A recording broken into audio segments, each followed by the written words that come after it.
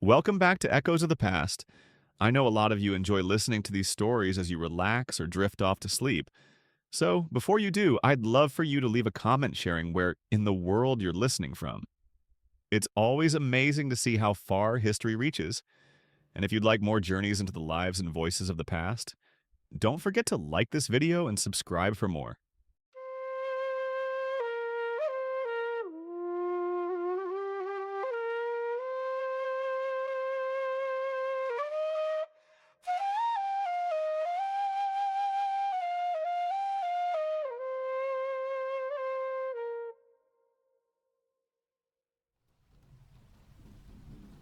I awaken slowly, the first hints of dawn creeping through the narrow cracks in the stone walls.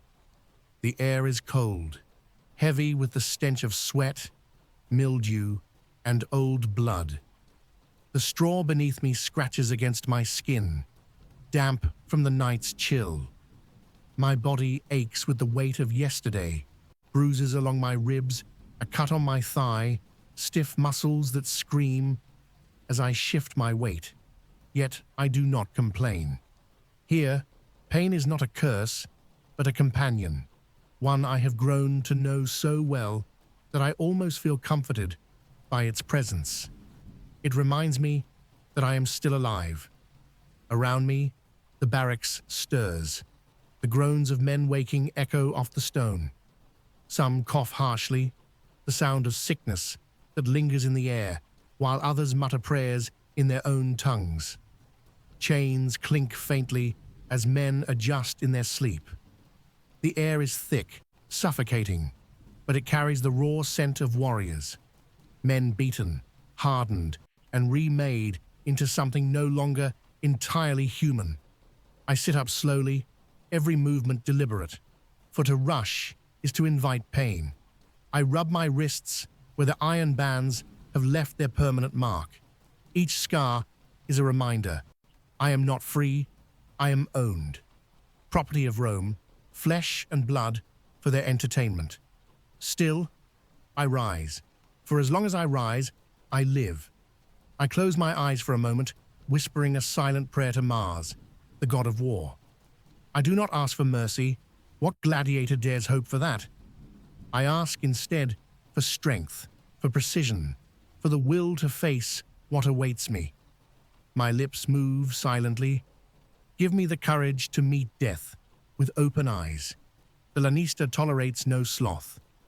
We are summoned quickly, roused by the bark of guards and the crack of their whips against the stone. I stand with the others, bare feet pressing into the cold floor. Our morning meal awaits, a wooden bowl of barley porridge steaming faintly, thick and tasteless. It fills the stomach, nothing more. I dip my fingers into the coarse mixture, shovel it into my mouth, and chew slowly. The taste is bland, but hunger makes it a feast. Beside the porridge, a heel of bread, hard and stale. I break it with my teeth, working it down with effort.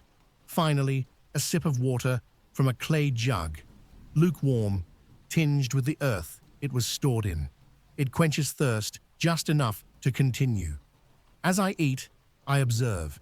It is a habit I cannot break. Across from me sits Lucius, a veteran of many fights, his face crisscrossed with scars.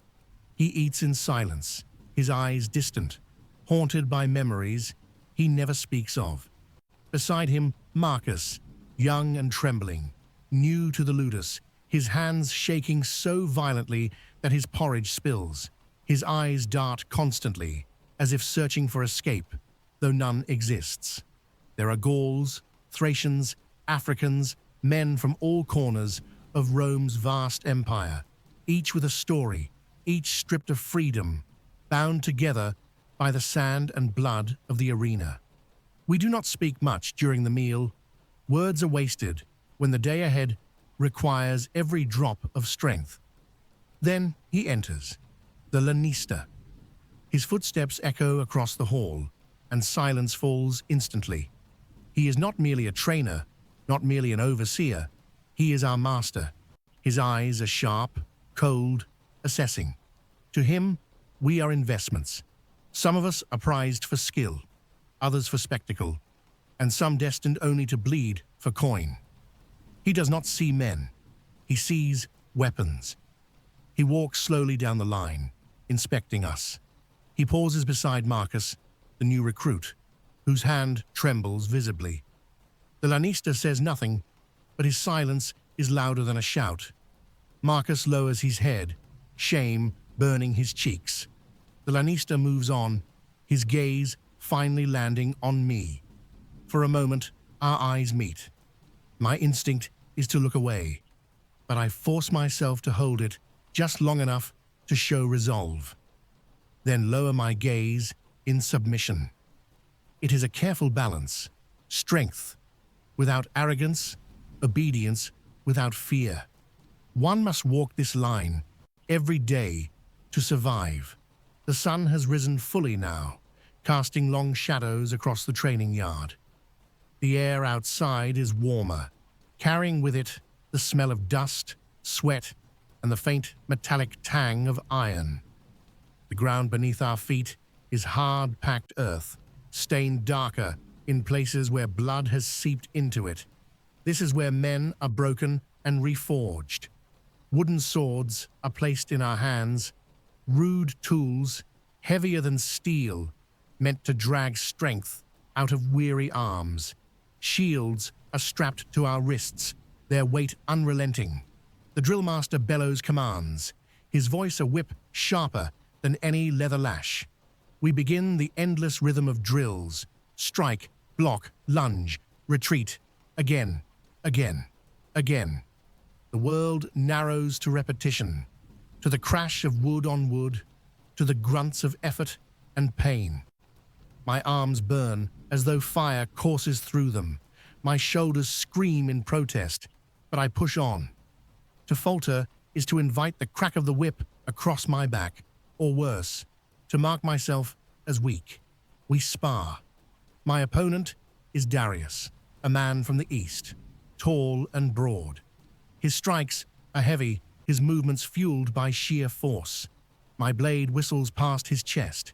He counters with a blow to my shield that sends a shock through my arm. I grit my teeth, adjust my stance, and press forward. Each strike is met with resistance, each movement a test of will. Around us, the yard resounds with the sound of combat. Dozens of men locked in battle, training for the day they will face death, not as practice, but as finality. Nearby, I watch others. The Mamilo with his massive rectangular shield and curved Gladius moving with deliberate crushing force. The Retiarius wielding net and trident, dancing light on his feet, agile as a serpent. The Secutor, his helmet smooth and narrow-eyed, made to pursue his foe with relentless purpose. Each type of gladiator is a creature of design, a role in Rome's theater of death. I study them all, committing their movements to memory. Someday, one of them may stand across from me in the arena, and knowing their style could mean the difference between life and death. Hours pass. The sun climbs high, baking the yard. Sweat soaks my tunic, dripping into my eyes, stinging them until I can hardly see. My legs tremble from the weight of constant motion. My breath comes in ragged gasps. Still, we do not stop. The drill master's whip cracks, his shouts cut through the air. Discipline, endurance, precision. These are our gods now. By the time we are dismissed, my body feels as though it has been beaten by iron. Yet within me, a strange clarity lingers. Pain strips away weakness.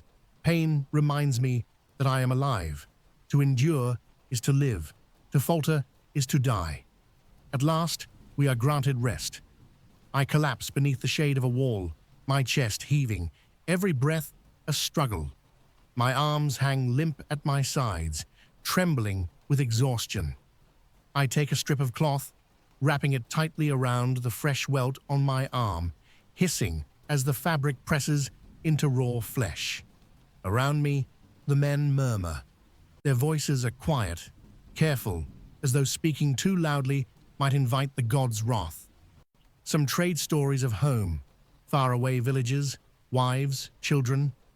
A man from Gaul speaks of rolling green hills, forests thick with life, a place so unlike this prison of stone and sand that it feels like another world entirely.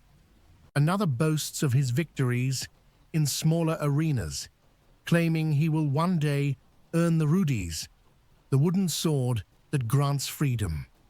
His voice swells with pride, but I see the doubt in the eyes of the older veterans. They know better. Freedom is a prize so rare that it is more dream than promise. Then someone speaks of the Colosseum, Rome's great arena. The mention alone hushes the group. Even the boldest fall silent. For the Colosseum is both shrine and grave, a place where tens of thousands scream for blood, where a man's fate can be sealed with the flick of a thumb. Some dream of standing there, believing glory awaits.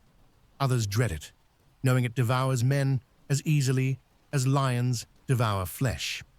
I remain silent, my thoughts my own.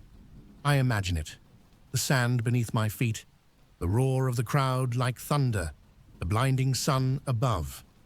I wonder, if I fall there, will I be remembered, or will I vanish, just another name forgotten by time? I wonder if my family far away still thinks of me. Do they whisper my name? Do they pray for me? Or have they already mourned me as dead? The questions circle endlessly, but no answers come. The call comes. My heart stutters as my name is shouted. Today, I am chosen. My stomach knots, my breath quickens, but I do not allow it to show. Fear is weakness, and weakness invites death. The armorer approaches. Piece by piece, I am dressed for battle. The leather straps pull tight across my chest. The iron helmet presses against my skull, narrowing my vision to the world directly before me. My hand closes around a true gladius, not the dull wooden trainers, but sharp, gleaming steel. Its weight is familiar, yet different, humming with promise and danger.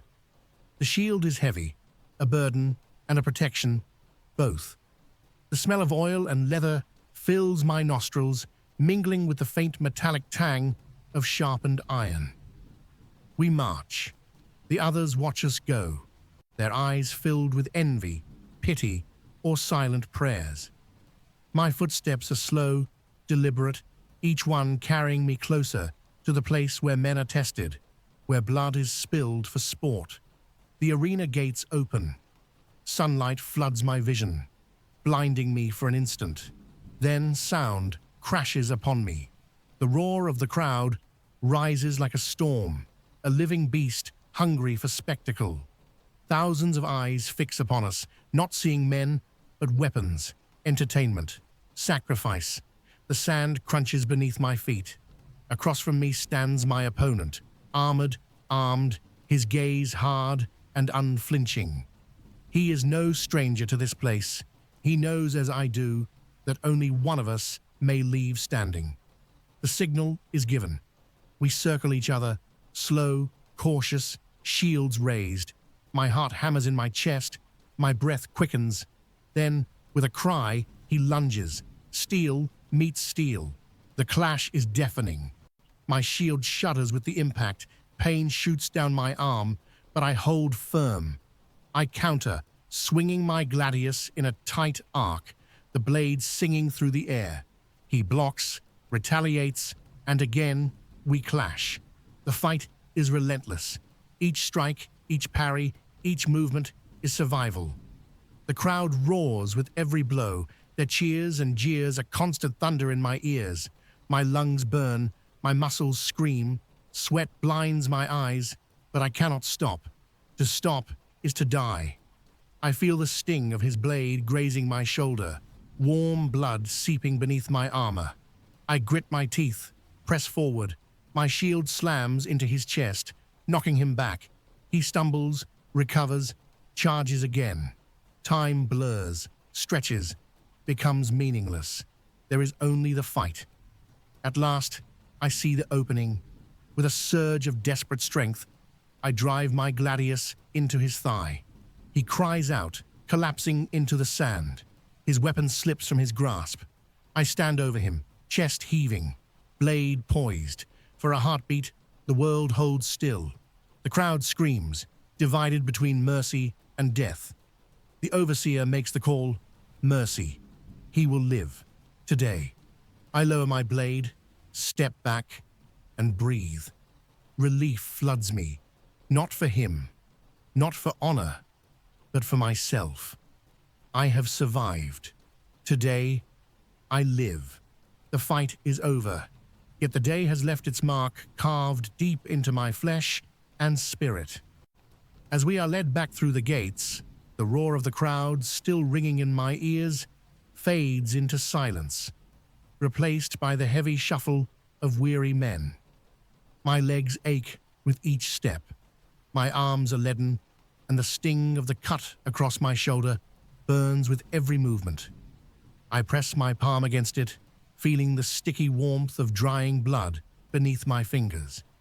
It is not mortal, not today, but each wound is a reminder that tomorrow may bring worse. The barracks greets us with its familiar stench of sweat, straw, and despair. Some men return limping, others supported by comrades, while others do not return at all. Their absence hangs heavy, a silent shadow none dare acknowledge. Death is not spoken of. It is too common, too close. We all know the truth, and silence is our only shield against it. Our evening meal is laid before us, bowls of lentils, rough bread, and watered wine. Plain fare, yet to us, it is precious, a small reprieve after a day of labor and blood. I eat slowly, chewing carefully, savoring every bite. The lentils are coarse, the bread stale, yet hunger makes them taste like feasts fit for kings. The wine, thin and weak, still warms my chest as I drink, easing the edge of pain in my body. Around me, men speak in hushed tones. A few laugh, the sound strained but genuine, mocking the Lannister's bark, imitating his harsh voice to coax a smile from those too weary to find one themselves.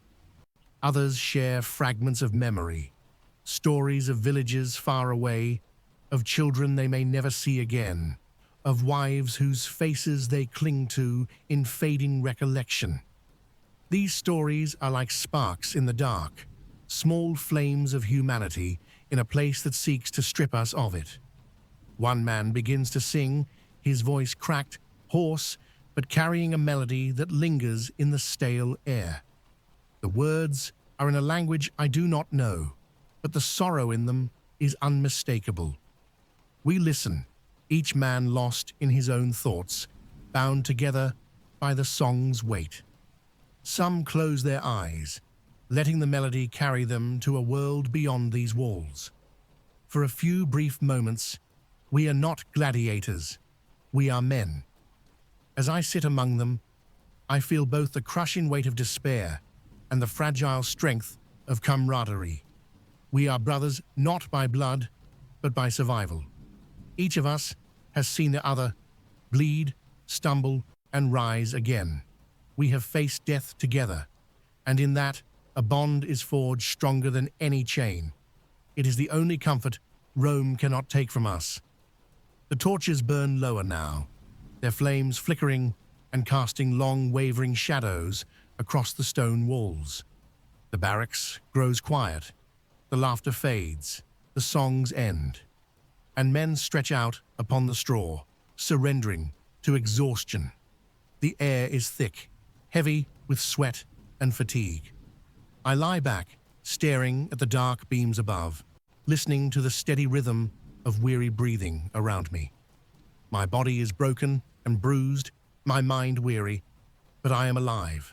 Tomorrow, I may not be. Tomorrow, I may stand again in the sand and fall to another's blade. Yet tonight, I have survived. That alone is a victory. I think of freedom, of what it must feel like to walk unshackled through fields without walls, to breathe air that does not reek of sweat and iron, to rest without fear of being summoned, to fight for my life. I think of glory, of whether my name will be remembered when I am gone, or whether I will vanish into the endless tide of forgotten men who bled out on the sand. I think of peace, a dream so distant it almost feels foolish. But still, I dream. Perhaps these dreams are lies I tell myself. Perhaps they are cruel tricks of the mind, illusions to soften the truth. Yet without them, what remains? Without hope, even in chains, we are already dead. Hope is the last freedom Rome cannot steal. I whisper a final prayer, my lips barely moving, not for victory, not for freedom, not even for life. I pray for strength, the strength to rise tomorrow, to face whatever comes, to meet my fate without shame. My eyes close, heavy with exhaustion. Sleep pulls at me, dragging me down into its embrace. In the silence of the barracks, I surrender to it, for I am a gladiator, slave, warrior, survivor. This was my day, carved in blood and sweat. And if the gods will it, tomorrow I will rise again.